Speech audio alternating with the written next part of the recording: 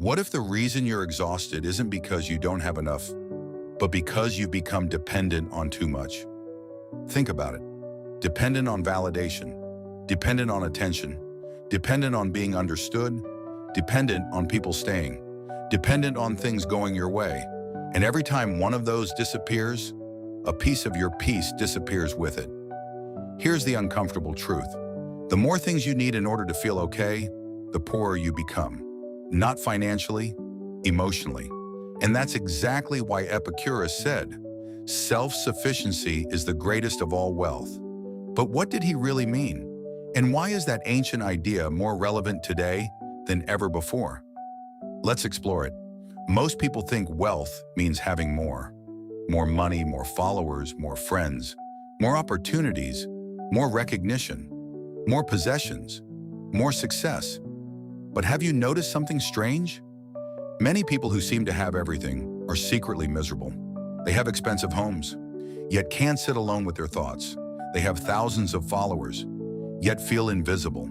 They have successful careers, yet wake up anxious every morning. Why? Because external abundance doesn't automatically create internal stability. And that's the trap modern life constantly pushes us toward. Social media tells you that happiness is one purchase away. Advertising tells you that fulfillment is one upgrade away. The culture around you whispers, you're incomplete. You're behind. You need more. And slowly, without realizing it, you begin outsourcing your happiness to other people, to achievements, to circumstances, to approval. But what happens when those things disappear? What happens when the relationship ends? When the promotion doesn't come? When people stop clapping? When nobody notices your effort? When life refuses to cooperate? Most people collapse, not because they're weak, but because they've built their emotional foundation on things they cannot control. And anything built on unstable ground eventually shakes. Imagine a house built on sand. Now imagine another built on solid rock. Both look beautiful on a sunny day, but storms reveal the difference. Life works the same way. The question isn't whether storms will come. The question is, what have you built yourself upon? This is where Epicurus enters the conversation. Contrary to popular belief, Epicurus wasn't teaching endless pleasure. He was teaching freedom. And one of the greatest forms of freedom is needing less. Think about that. Not having less, needing less. Those are completely different things. A wealthy person can be deeply dependent. A person with modest means can be incredibly free. Because true wealth isn't measured by possessions. It's measured by resilience. Can you remain calm when things don't go your way? Can you enjoy your own company? Can you withstand rejection? Can you stay grounded when others misunderstand you? Can you feel enough without constant validation? Those are forms of wealth that nobody can take from you. And unlike money, they appreciate over time. Here's a paradox. The more desperately you need something, the less power you have, the less you need it, the more freedom you gain. Think about relationships. The person terrified of being abandoned often suffers the most, not because they're unloved, but because fear controls them. Neediness creates chains. Self-sufficiency creates freedom. Consider how many people wake up and immediately check their phones, not because they need information, but because they need reassurance, a notification, a message, a like, a sign that somebody remembers them, a sign that they matter. For a few seconds, they feel better. Then the feeling fades, and the cycle begins again. The modern world has become incredibly skilled at creating dependency.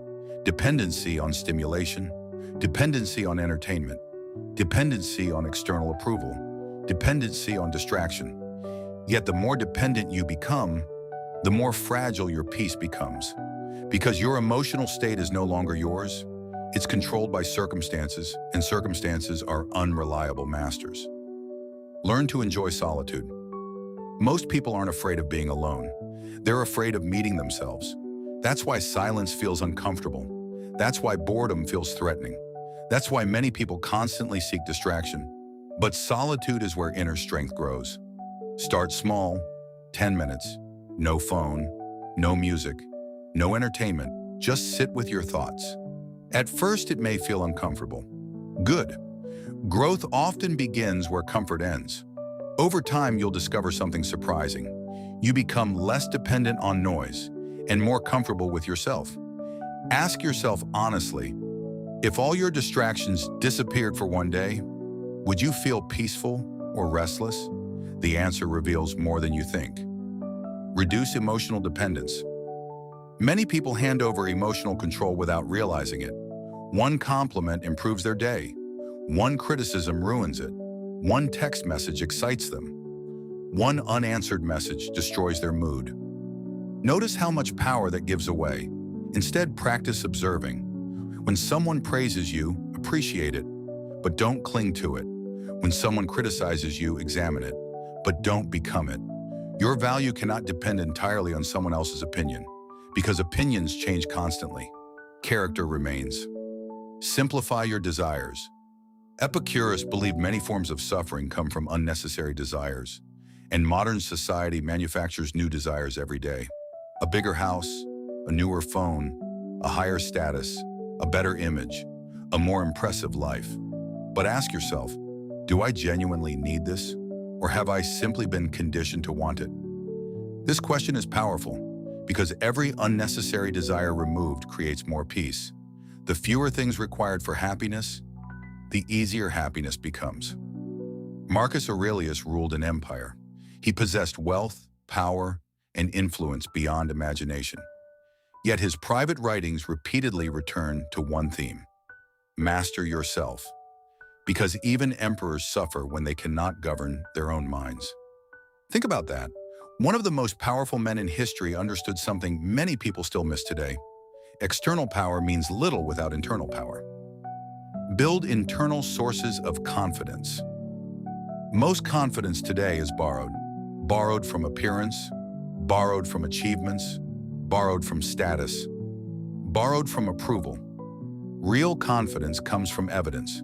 Keeping promises to yourself, doing difficult things, maintaining discipline when nobody watches, handling discomfort without running away.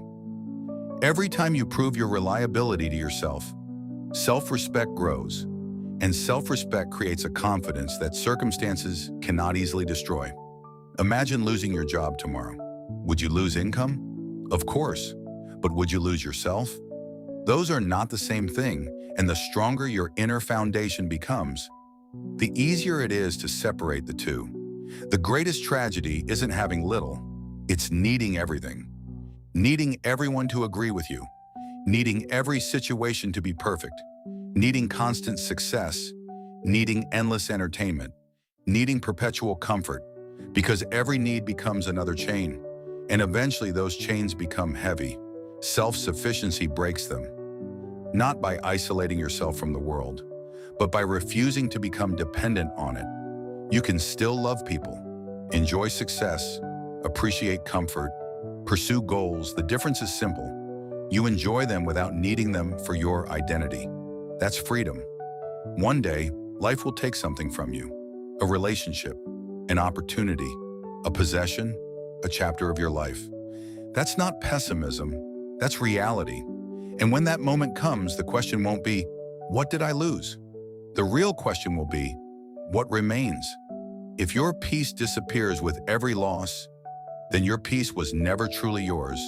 But if you've built strength within yourself, if you've learned to stand alone, if you've learned to need less, then life can take many things from you. Yet it cannot take the most important one, your inner freedom. And that is why Epicurus said, self-sufficiency is the greatest of all wealth. Not because it makes you rich, but because it makes you unshakable.